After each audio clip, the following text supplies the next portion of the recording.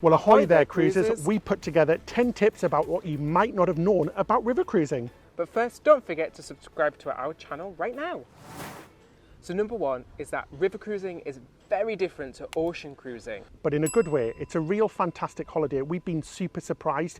You get to visit loads of different places, even 2 or 3 ports in one day, and you are super close to the destination. So unlike ocean cruising, where sometimes you might park in a port or dock in a port miles away from the main city or attraction, here on river cruising, you can be in Paris in a stone throw away from the Eiffel Tower, or in Amsterdam and be 2 seconds away from the red light district. And these ships hold under 200 people. The ship we're on now, the Crossy Europe Loire Princess, only holds 96 people. How crazy is that? Yeah, very small. So it's super intimate. You really get to know the staff, you get to know your fellow passengers. So it's been a really fantastic social experience as well, hasn't it? So there's no threat of seasickness either, which is fantastic because here on a river it's super smooth. You do have less entertainment and less choice of dining, but we found that the food has been really fantastic, hasn't it? Yeah, but the main focus of a river cruise is all about the destination. So while the ships don't have as much on board, it is really all about being in the destination and exploring the beautiful scenery. So tip number 2 is getting on and off the ship. Yeah, as we touched upon earlier, embarkation and disembarkation is completely different to an ocean cruise. It is much more relaxed. It is more like checking into a hotel. There's no security checks in terms of putting your bag through a scanner. You can bring on whatever you like. You could go into the town, grab some wine, bring that on with you. There's not any restrictions like that. And you do dock really close to the town, meaning that you can hop off, pop to a shop if you'd like, and then hop back on the boat. Yeah, we've got on and off 3 or 4 times, and as we say, it's just as easy as walking on the ship. There is nothing else. You don't get checked. You just walk on the ship. With ocean cruises, you can be parked miles away, like we said, and you have to get on a bus or a coach, which can take an hour to get into the main centre. Then you've got to worry about getting back. But here, you are literally on the doorstep. It's so fantastic. Number 3 is that river cruise ships are very similar to each other. Mostly on the outside. Because of the nature of river cruising, most ships have to be a really similar size in terms of height and decks. Usually river ships will have 2 or 3 decks, one with a sun deck, one with a restaurant and a lounge, and the rest will be cabins on board. So they are usually quite small, but the difference really is on the inside. So the layout is usually really similar. You usually have the sun deck on top, which is where we are now. Yep. Usually have 2 or 3 decks, one with a restaurant and a lounge. Some ships have a pool area as well, or a back area on the ship as well, where they've got a little cafe or some place to sort of chill out. But yeah, they're mostly similar. It's on the inside that they are quite different, with the service that you're going to receive, dining and what's on offer, and obviously the decor. Yeah, and it's the products that they offer as well is the biggest difference in terms of what activities are included, what's included in the cruise, and who are the other passengers going to be on board with you.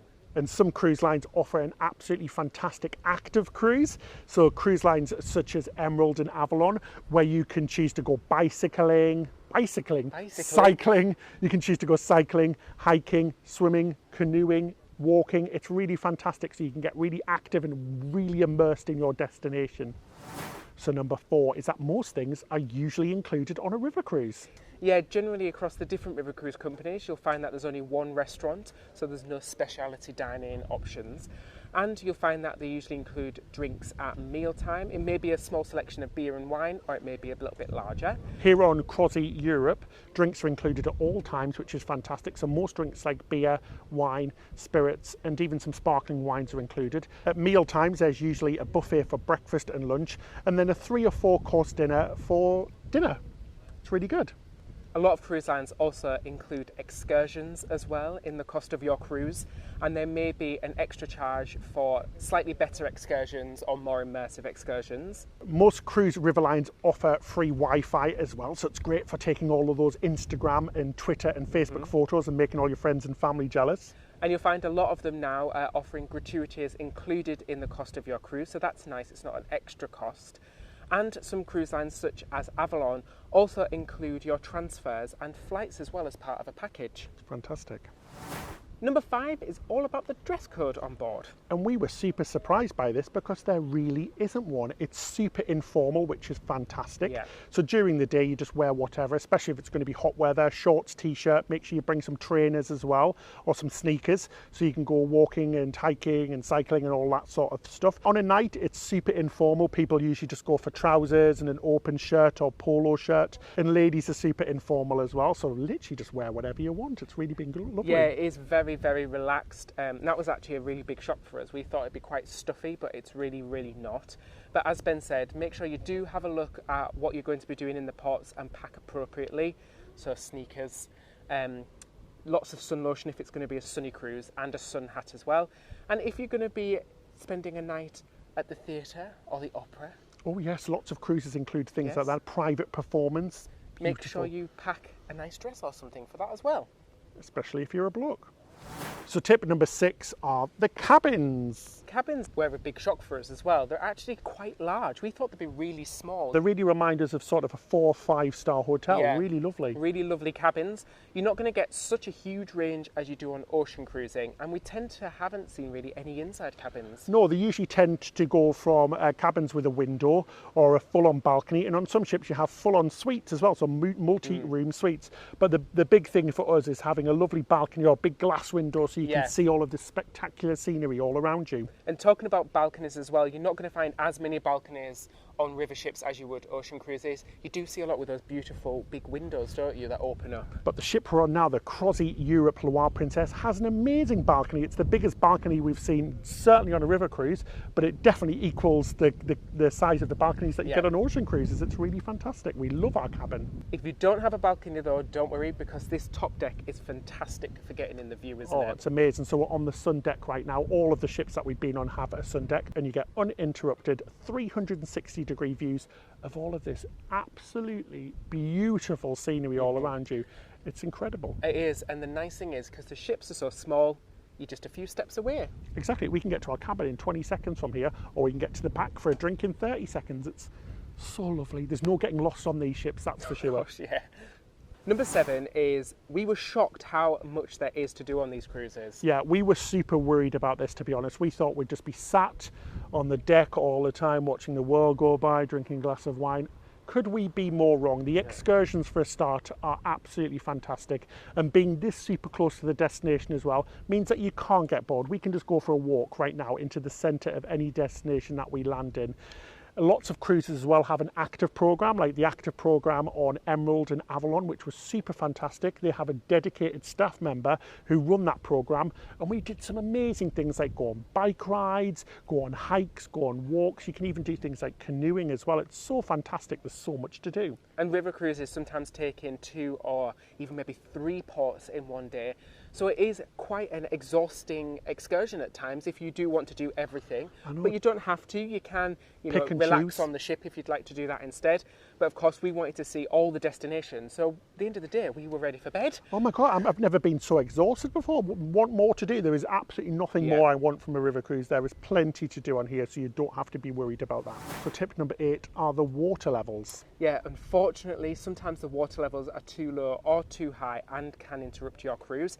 There's nothing the river cruise ships can do about this. This is really just Mother Nature, isn't it? It is, yeah. And basically, if this does happen, you'll still be bussed to all of your destinations, because unlike ocean cruising, you're not thousands of miles apart from the different destinations. So you still would be bussed everywhere. So it's really something to think about and be aware of, but I really wouldn't be too concerned about it. It has happened to us before, and Yeah. it wasn't a problem whatsoever. It didn't ruin or hamper the cruise in any way, but it's definitely something that we weren't aware of before we river cruise, so it's definitely worth knowing. So, number 8, where are the most popular river cruises, Ben? Well, a lot of the river cruises take place here in Europe. For example, you've got the Rhine, which takes in Germany, Switzerland and the Netherlands, and it's great for scenery.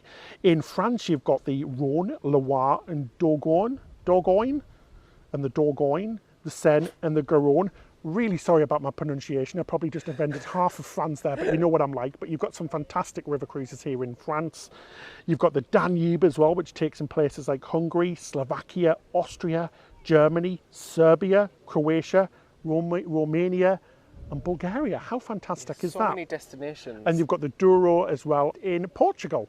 And for the rest of the world, you've got river cruises in Asia and Egypt. These are becoming very popular. And also the Mississippi in the USA, that's also becoming a very popular destination. Oh, I'd love to do that. Sounds fantastic, doesn't it? Cruising up the Mississippi. They've got some lovely steamboats, don't they? Yeah, but all these places are a great way to see lots of destinations in one trip, and they all offer you completely different cultures at each port. Absolutely. And tip number 10 is how many different cruise lines there actually are. Yeah, I was really surprised at how many different lines we saw, particularly on the more popular rivers such as the Danube and the Rhine. There is a really wide selection of river cruise companies, all catering to different markets. So you have more luxurious companies and more affordable ones as well. And cruise companies catering to millennials, for example, younger cruisers such as You by Uniworld, family cruisers such as Ama Waterways, and a more international crowd like here on Cross Europe, which do cater to people from all over Europe.